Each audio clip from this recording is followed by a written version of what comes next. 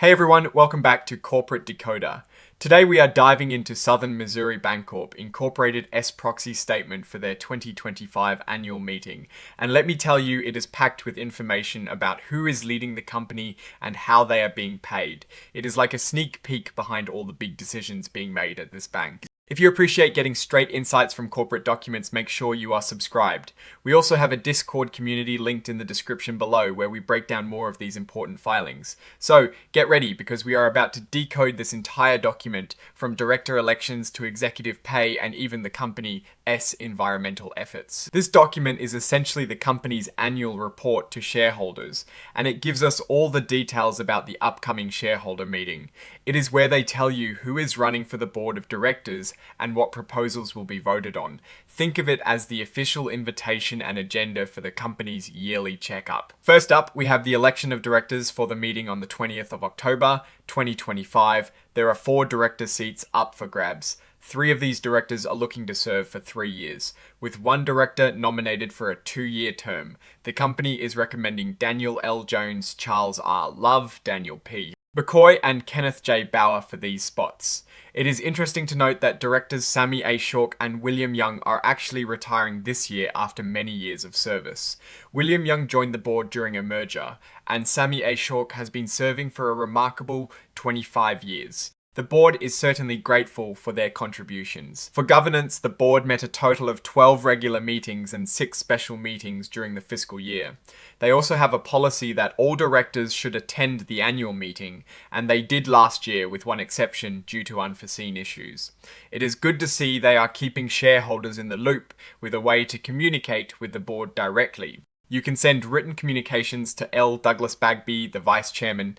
They also have a commitment to diversity on the board, requiring candidates to have a range of experiences and backgrounds. Looking at the experience of the board members, it is clear they are trying to cover a lot of ground. We see a lot of X's in areas like accounting, finance, banking, and management.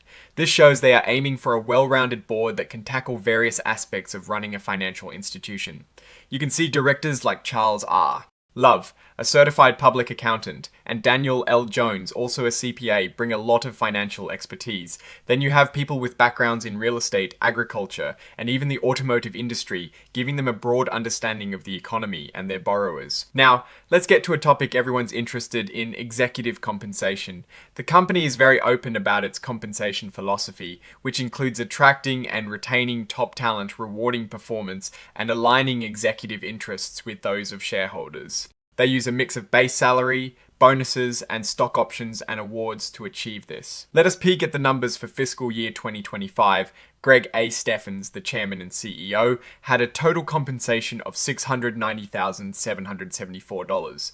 Matthew T. Funk, the president and chief administrative officer, earned $589,564. Justin G. Cox, the executive vice president and chief banking officer, made $495,905. Rick A. Windez, the executive vice president and chief lending officer, earned $476,599. And finally, Stefan Kautovich, the executive vice president and chief financial officer, had a total compensation of $437,221. They do mention that base salaries saw increases ranging from about 3 to 11% to stay competitive and retain talent. It is also interesting to see how their pay compares to the company's performance. They provide these tables that track compensation alongside financial metrics like shareholder return and earnings per share. For instance, looking at the compensation actually paid, you can see how it aligns with things like diluted earnings per common share. In 2025, the company diluted earnings per share were $5.18.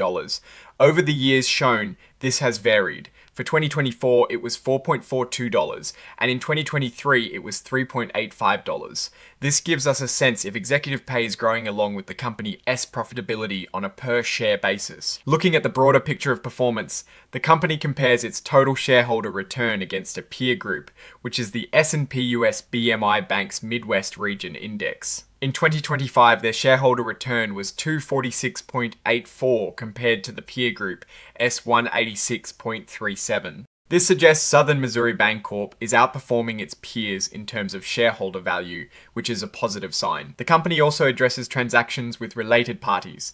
They have a policy that these transactions are reviewed by the audit committee, and loans to officers and directors are made under the same terms as for other clients, meaning no special preferential treatment there.